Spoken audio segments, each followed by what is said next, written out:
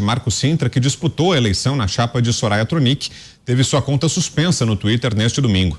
O ex-secretário da Receita havia feito críticas à conduta do Tribunal Superior Eleitoral durante a disputa presidencial, levantado questionamentos sobre o processo. Ele terá que prestar depoimento à PF.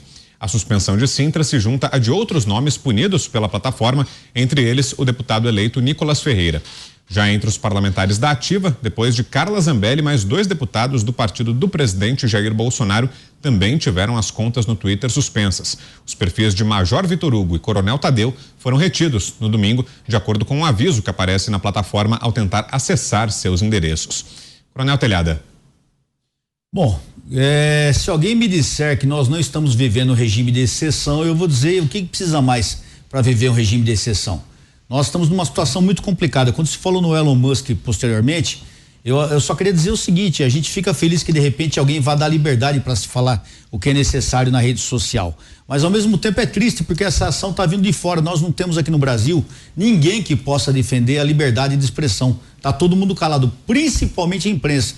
Fora a Jovem Pan, não tenho visto nenhuma rádio que seja isenta. Todas as rádios, os meios de comunicação são tendenciosos. E o que acontece? Nada é feito em favor da liberdade de expressão. Aliás, criaram até um crime, né? Que é o crime de opinião. Crime que eu não sabia que existia, não consta no código, mas agora, se você der sua opinião, você é criminoso. Você é preso, você é retirado da rede social. E o exemplo maior está aqui no caso do Marco Sintra, que nem bolsonarista é. Ele foi vice da Soraya, é isso? Foi vice da Soraya, ou seja, nem bolsonarista ele é, mas simplesmente por ter perguntado, por ter questionado, ele teve a sua rede retirada, teve a sua rede apagada. Eu já fui vítima disso também.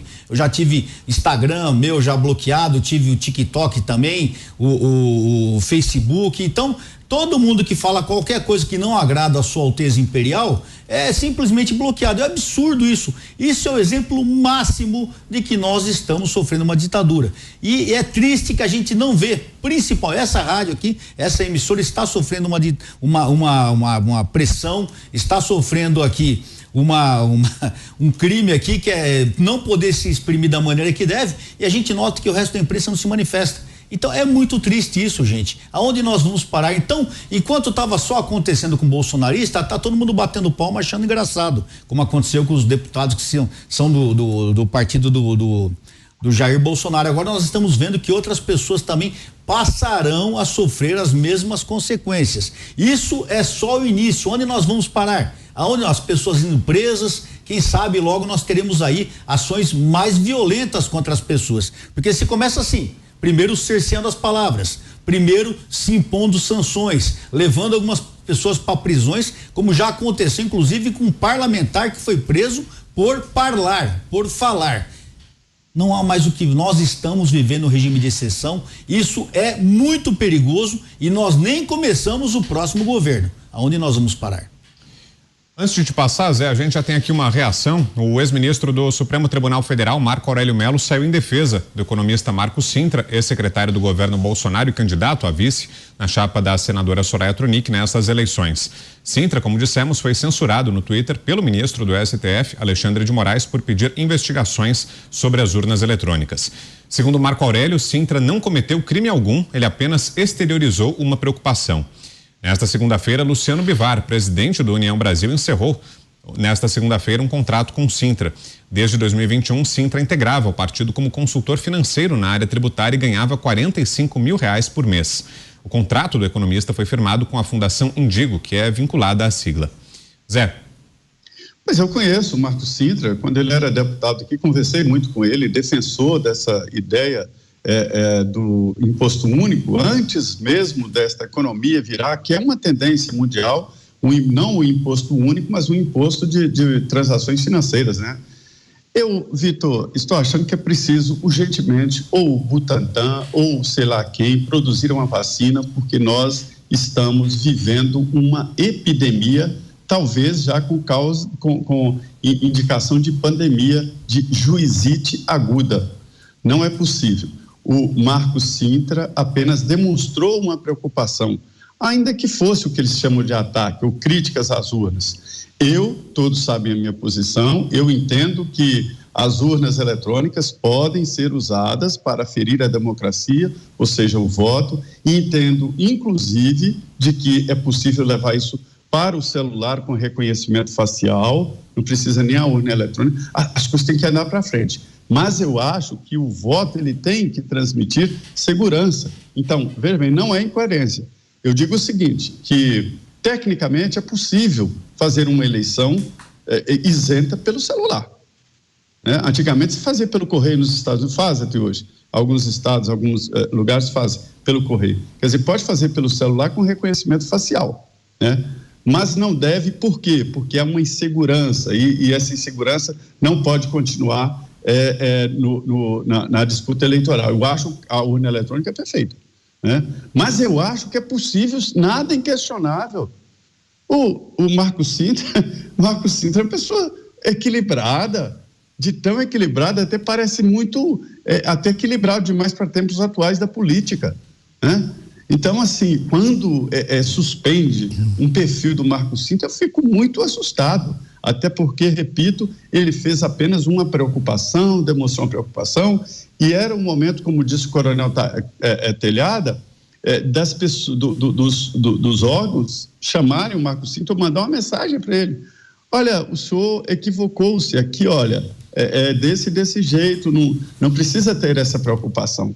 Seria uma resposta, sim, porque todas essas questões apresentadas aqui, na esquina, no bar, sobre urnas eletrônicas, eu tenho resposta. E fico assustado porque o TSE não tem essa resposta. Ou tem e não é ouvido, né? Então, eu fico muito preocupado e o Marco Sintra, repito, é muito equilibrado. Perdão.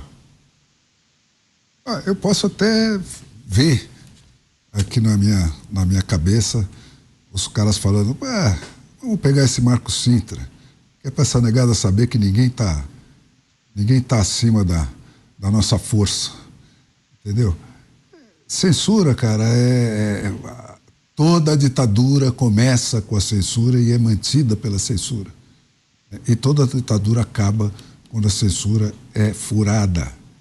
Isso é uma regra imutável da história. Nunca foi diferente. Toda ditadura se baseia e se apoia na censura. E toda ditadura termina quando a censura acaba. É isso aí. Então, Marco Sintra, o Papa, ninguém. É isso.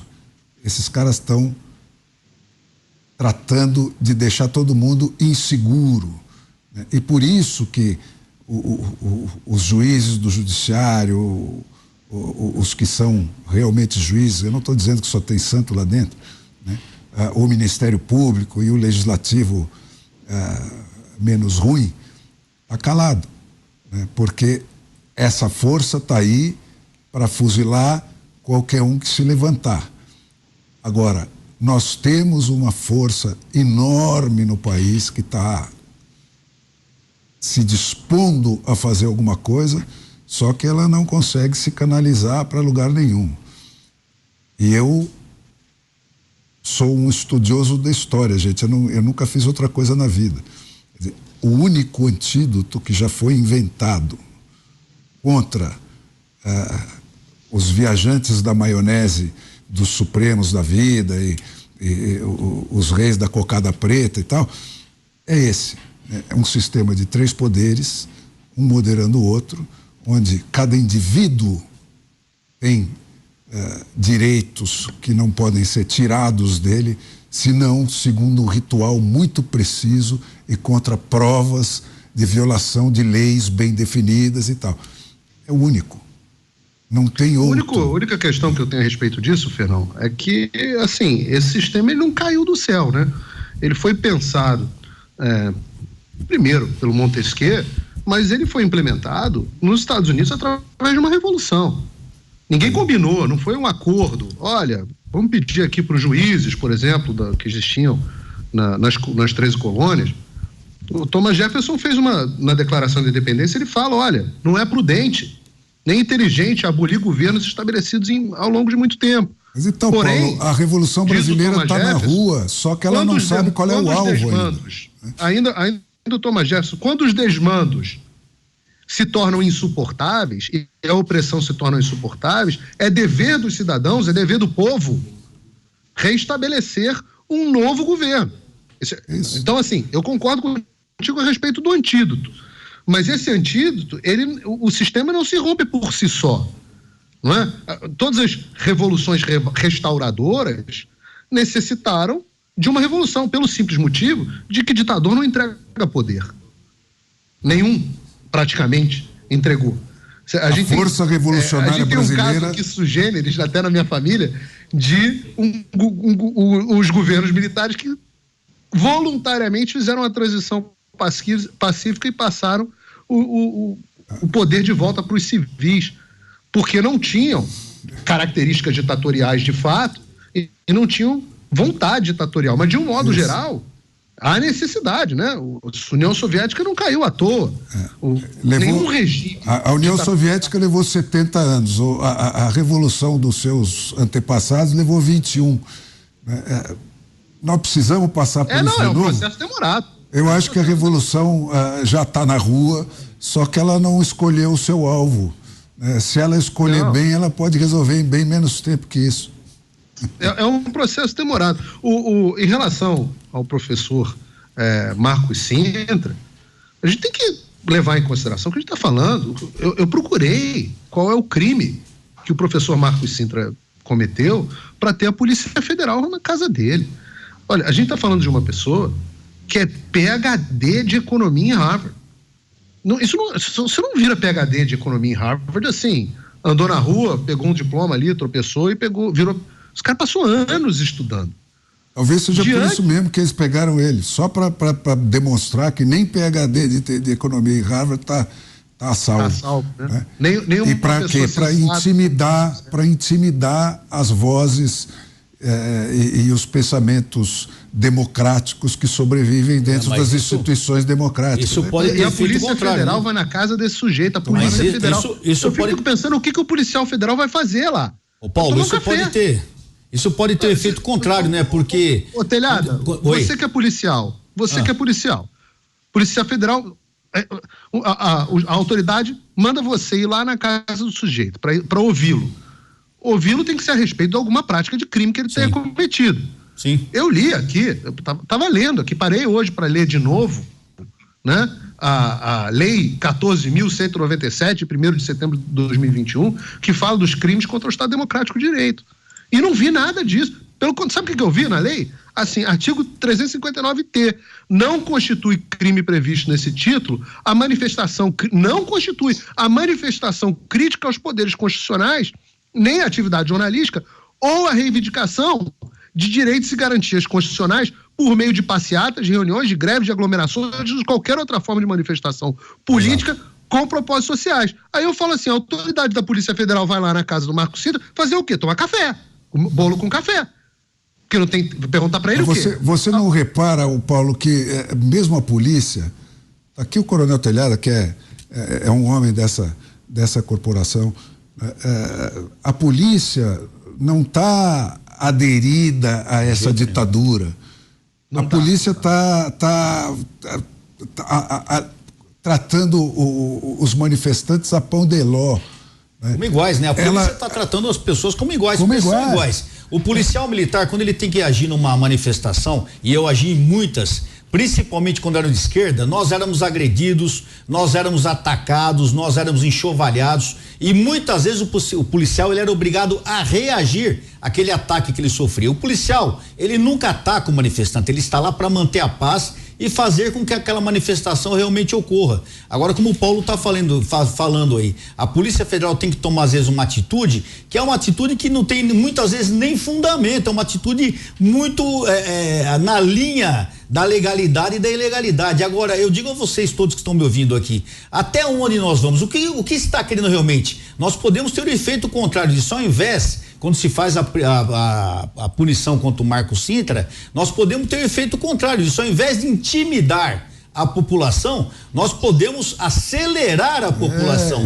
Nós podemos fazer com que haja uma revolta geral. E o que ocorrerá aí? Quem se responsabilizará por isso? Então, o pessoal está mexendo, cutucando onça com vara curta, porque a população está nas ruas. A população quer uma resposta. A população está fazendo um ato legal, mas ela está sendo provocada, está sendo empurrada por uma situação que nós não sabemos qual o resultado. E eu digo a vocês, a polícia não vai atacar a população e nem se pôr contra a população, porque a polícia é população. A Coronel, polícia, pois não? Vamos lá, quer concluir? Pode concluir. Pra gente partir. Porque eu quero dizer uma coisa, que a polícia, muitas vezes mal vista, ela jamais se coloca contra a população, porque a polícia é povo também. O nosso homem, a nossa mulher, ele ganha um salário de, não vou falar o que eu penso, salário de porcaria, ele é obrigado a confrontar o crime diariamente e muitas vezes, na grande maioria das vezes, ele não é valorizado. Então a polícia está na mesma situação da população. E o que essas pessoas que estão fazendo isso, que estão causando esse mal ao Brasil querem? Eles querem pacificar ou eles querem tumultuar de modo que haja uma comoção social? Rapidinho, a polícia não revidou nem aos 50 tiros daquele maluco lá, do Roberto Jefferson. Exatamente. E as 3 granadas dele. Exatamente. Né? Porque sabe que estava numa posição falsa ali naquela operação. Sim. Entendeu? E eu lembro, para corroborar o coronel aqui, o Pasolini, que era um cineasta homossexual da elite italiana, que dizia que quando a polícia e os estudantes se confrontam, o povo é o policial. Exato.